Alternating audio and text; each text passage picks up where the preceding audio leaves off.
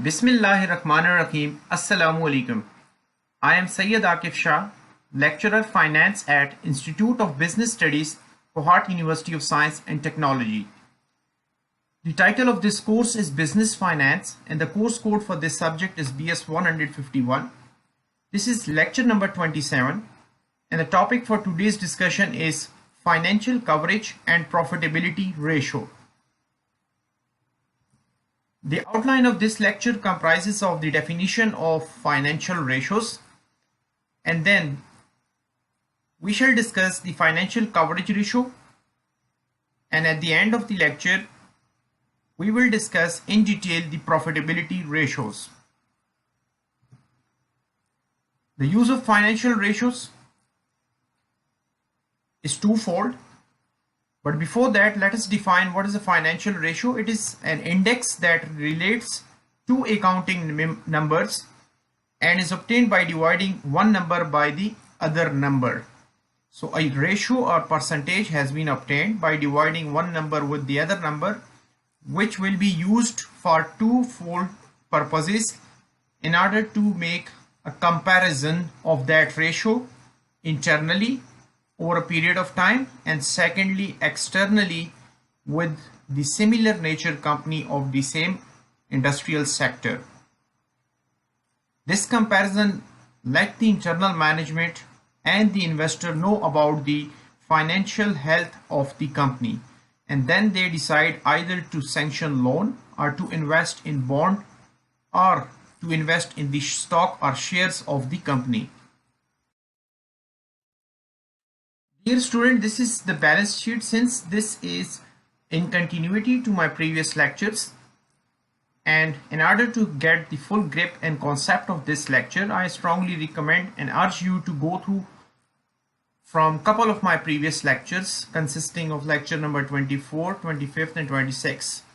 This lecture number 27 is in continuity to the previous lectures, where we have taken the Bosquet Wonders company's balance sheet and income statement as an example, and then we were supposed to calculate the financial ratios as per the different categories. So this is the balance sheet what we have selected for December 31st 2007, and it belongs to Bosquet Wonders company. Similarly, we have an income statement for the year ending December 31st 2007. And the details and the components of income statement and balance sheet have already been covered in my previous lectures. So if you are interested, you go back to those lectures and listen to them first and then to this lecture.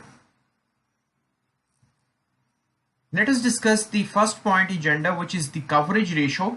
Now, what is a coverage ratio? It is basically an income statement based ratio. Let me select the pen. It is basically an income statement based ratio under which we are discussing the coverage ratio, and the formula for calculating the interest coverage ratio is to divide earning before interest and tax, which is also known as an operating income of the company, by the interest charge, or you can also see in many income statements of the company as written interest expense rather than as interest charge. So you are supposed to divide the operating income of the company by interest expense of that specific year. Since we have selected Bosquet Wonders for December 31st 2007, therefore we will utilize the balance sheet and income statement data of the given example. And what does it indicates? It basically indicates, it means the answer of the interest coverage by utilizing this formula will indicate a firm's ability to cover the interest charges or interest expense. Now let us go back to the income statement of the company and find out the earning before interest and tax amount, and then the interest expense or interest charges. This is the income statement of Bosquet Wonders where we are supposed to find out the earning before interest and tax. This is the amount for earning before interest and tax, which is 210, and the interest expense is as I have already explained that sometime you will be encountered with interest expense title and sometime you will be encountered as interest charge. So these both are synonyms interchangeably used by different companies. Therefore, interest expense is 59 and the values are in 1000 as previously discussed. So we have nothing to do with the zeros, number of zero in front of the given amount, because the answer will remain same. Now pick up this data and plug into the relevant formula, as 210 earning before interest and tax and 59 is the interest charge, and the resultant answer is 3.56. Now this answer is usually elaborated in terms of times. Now what does it mean? It means that the basket wonder at the end of December 31st, 2007 has interest coverage or times interest earned ratio of 3.56 times. It means that the company's operating income, which is earning before interest and tax, is actually 3.56 times larger than the interest expense they are going to pay to the debt holders or those who have invested in the bonds. Now let us compare this interest coverage ratio within the company and then with the external parties. We can see that in 2005, the times interest earned or the interest coverage ratio of Basket Wonder was 10 times to the earning before interest and tax. And we can see a significant decline after the end of 2006, where we have realized a huge decline in times interest earned or interest coverage ratio, which is almost 6 times. The company has reduced or faced the reduction in the interest coverage ratio, which is very bad sign for this company. And similarly, the pattern goes on, and in year 2007 there is another decrease in the times interest earned. So this shows that Basket Wonder is going to be in some danger zone to cover its interest charges in the future years. We can also compare the interest coverage ratio with the industry benchmark of 2007, where we can realize that the industry average says that the companies like Basket Wonders, the industry which consists of the similar nature companies like Basket Wonder, has an average interest coverage ratio of 5.19 in 2009. So therefore, in comparison to the industry benchmark, the Basket Wonder is poorly performing on its interest coverage ratio. Hence, we can conclude that Basket Wonder has a below average interest coverage ratio relative to the industry average. However, it is in a position to pay out its interest expense in near future because it is almost 3.5 times greater than the interest expense. But in comparison to the industry average, it is poorly performing. Now let us discuss the profitability ratios of a company in financial statement analysis. This profitability ratio belongs to income statement, where we are going to calculate the gross profit margin. It belongs to an income statement ratio. And what does it indicate? This gross profit margin ratio basically indicates the efficiency of the operations and the firm's pricing policies. What is the formula to calculate gross profit margin? Is to divide gross profit of the company, which can be seen in the income statement or picked up by the investor from the income statement of the company, and then divided by net sales. So both the data, gross profit and net sales, can be found in the Basket Wonders income statement. Therefore, it is known as income statement profitability ratio. So we can find that the gross profit margin in the income statement of the company was $612, whereas the sales in the income statement of the company was $2,211. Let's check them out. As we can see that net sale is $2,211 211, which has been counter checked right now.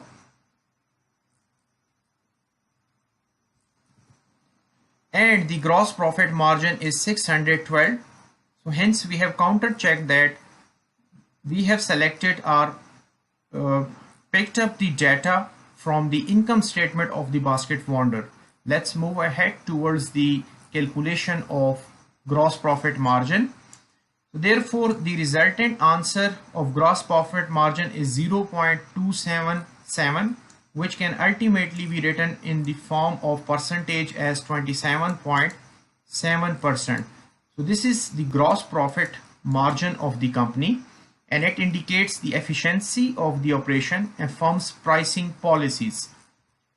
Now let us compare the Basket Wonder's net profit margin, the gross profit margin within the company and then with the industry.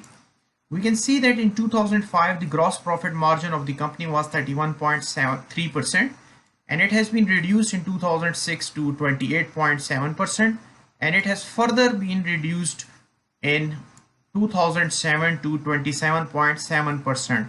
So first analysis could be made that Basket Wonder is poorly performing on certain variables, due to which its gross profit margin is continuously decreasing year by year.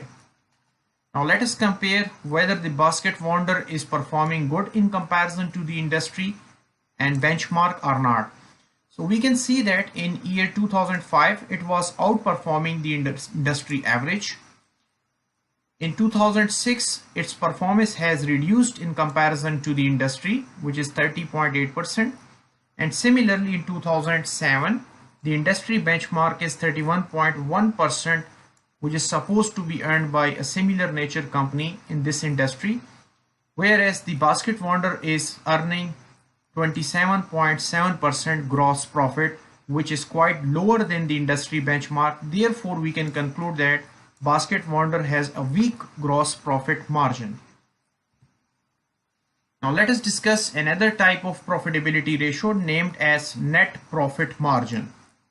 It is once again an income statement based ratio under the profitability ratio, and it indicates that the answer of this ratio indicates that the firm's profitability after taking into account of all expenses and income taxes. The formula to calculate the net profit margin is to divide net profit after taxes, which is the last residual profit before paying anything to the shareholders, is known as net profit after taxes, which can be found in the income statement of the company, and then whole divided by net sales of the company. Once again, the emphasis is on the Basket Wonder's December 31st 2007 income statement, where we can found that net profit margin was $91, whereas the net sale is $2,211, and the resultant net profit margin is 0.041, which can another way around be written as 4.1%. If we multiply this ratio with 100, we can get a resultant value in terms of percentage as 4.1%. So we can say that the company's net profit margin or net earning on its all operation taken into account all the expenses and income taxes is 4.1%. Now let's compare these ratio within the company and then with the industry. We can see in 2005 the net profit margin of the company was 9%, and it has significantly reduced in 2006 to 4.9%, and it has further reduced to 4.1% in year 2007, which is our current analysis year. It means that in a generic perspective, the company's net profit margin has reduced over the period of the 3 years. So therefore, we can say that Basket Wonder is poorly performing in certain aspects and variables. Now let us compare the Basket Wonder's ratio with the industry benchmark. We can see that in year 2005, it was outperforming the industry average. The industry was on average earning 7.6% over net profit, whereas the company was on 9% net profit margin. However, in 2007, we can see that the company's net profit margin has significantly reduced or less than the industry benchmark, which is 8.2%. Therefore, we can infer that this company is performing poorly in comparison to the similar nature companies in that particular industry. The final conclusion of our is the Basket Wonder has a poor net profit margin. So the investors who are looking to invest in the shares of the company will try to avoid this company because this company is not going to meet the expectation of those investors. Now let's discuss the third profitability ratio, which is a blend of income statement and balance sheet ratio named as return on equity. Now how to calculate return on equity? You can divide net profit after taxes, once again the same value what we have taken in our previous ratio, which was $91, and then divided by shareholders equity this time, not by sales, rather shareholders equity. Now what does this indicate, or what is the meaning of return on equity? This ratio will indicate that the profitability to the shareholders of the firm, what amount of profit the shareholders are realizing on their investment into the company. So if this ratio is quite well and larger, then the shareholder will be satisfied and more shareholders will be inclined to purchase the stock of this company.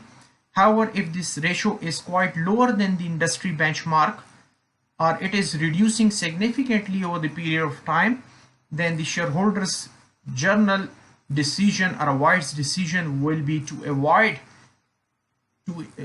investing their precious money into the shares of this company.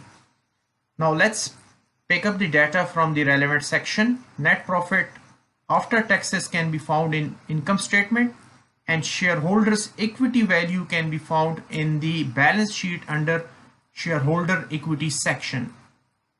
Once again, the focus is on Basket Wander's December 31st 2007 income statement and balance sheet. So we can pick up the data from income statement. It is $91, whereas the shareholder equity available in the balance sheet is 1,139, and our result is 0.08, which can be written in terms of percentage as 8% if we multiply this ratio with 100.